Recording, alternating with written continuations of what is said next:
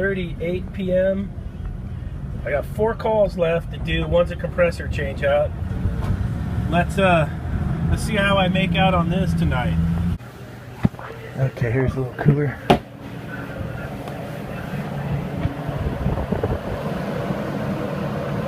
not gonna do it. Let's go up on the roof and see what's going on with the condensing unit. Okay, this one's got a dead condenser fan motor. It's tripped the internal bypass, so it's bypassing, and then the amp draw gets too high and it trips the breaker. So let's get this condenser fan motor changed out and then see if we can get this unit to come around.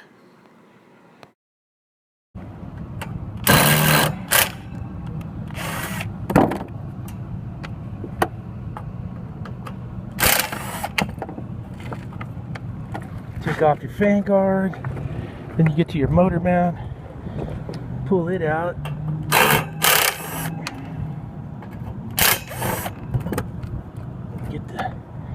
This guy will come out from the top most of the time. He'll pull back and then come up, just like that. Then you get 4 more 1/4 inchers.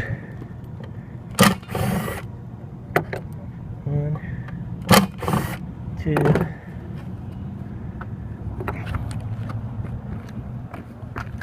So you get that little guy down in there, like that. 3, 4, just like that. Okay, I got the motor changed out. Here's the dead one, right down there. I'm gonna do a little cleaning on the coil, then we'll fire this thing back up. Okay, I had it sprayed with the coil cleaner all over the place. Now I'm going to rinse it out with my pump sprayer. And then we'll get it restarted.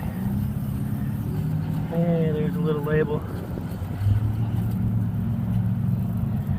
Sometimes too, after they've gotten hot like this, there's a soft plug on the receiver about right there. Right here. And it's sometimes good to get some soapy bubbles on there and see if that thing sprung a leak after it got hot. Oh yeah, looks like I put this one back in 2007.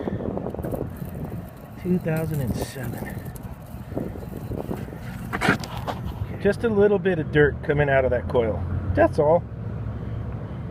Okay, the last thing you want to do when you've had one that has no head protection, high head protection that is, and it's blown its internal bypass because the condenser fan motor died, is check your suction pressure. Now we know the box is hot, it's 64 degrees, the coil washed out, so you just come over here and you check your suction pressure to make sure your valves are still alive. Now this is 134A, I believe. Let me double check. Yeah, 134A, 64 degree box, it's super hot, so I'm thinking it's still alive here. And I can listen to it too, it's not bypassing. Sometimes the bypass will get stuck and not reset. So that's a little heads up on those. So this thing's gonna come around and be okay, it looks like. Off to the next one. Okay, 1 down, 3 to go. And one's gonna be a compressor change out. We'll see how when we get done here. All right, here we roll. This is the ice maker on top of the soda dispenser. And there it is.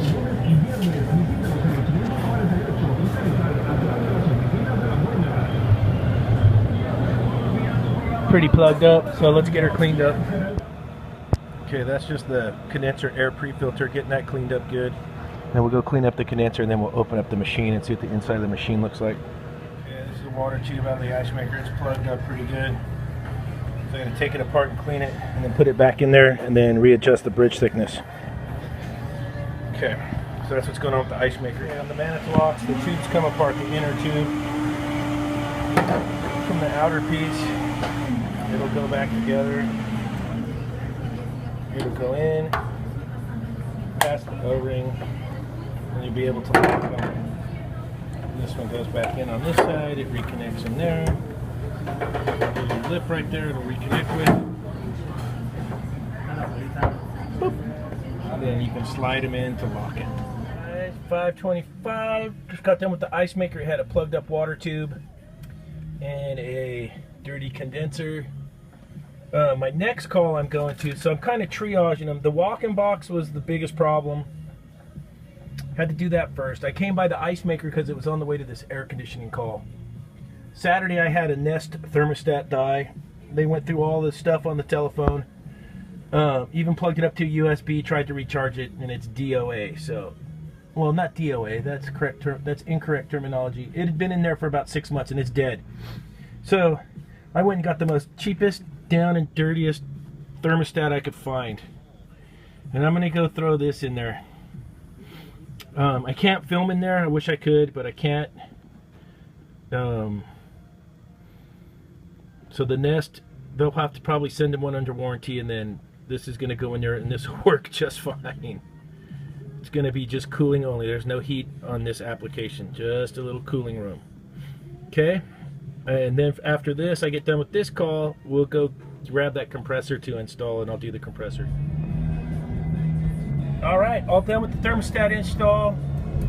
It's running. The cheap little Honeywell saves the day. And that's the first Nest I've seen die. You guys can comment if you've seen a bunch of them roach. It had a little yellow blinking light, and it wouldn't hold a charge, and we went through all this stuff yesterday with Nest customer service, and they got it on a USB connector trying to recharge the batteries, but really, what's the point if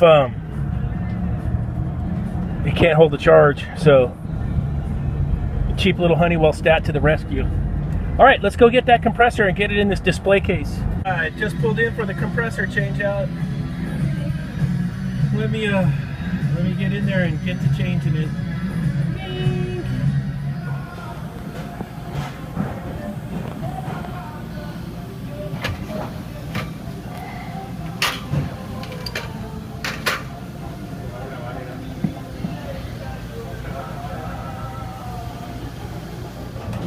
Oh, come on, you know this was gonna happen. There it goes. I had to do it.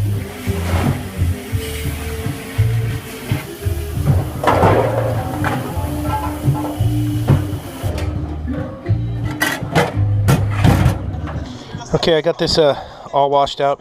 New fan motor, new compressors fitting up, the piping, and the dryer.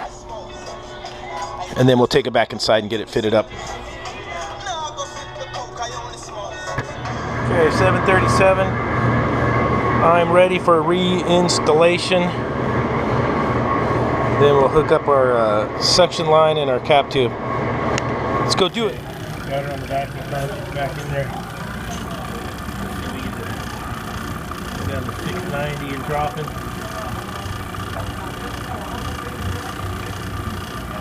Got a little more work to do, and then we'll get it charged up. 16 ounces of 134A.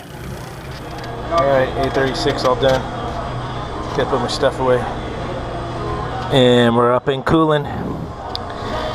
Alright. Alright, 8:42, I'm all done.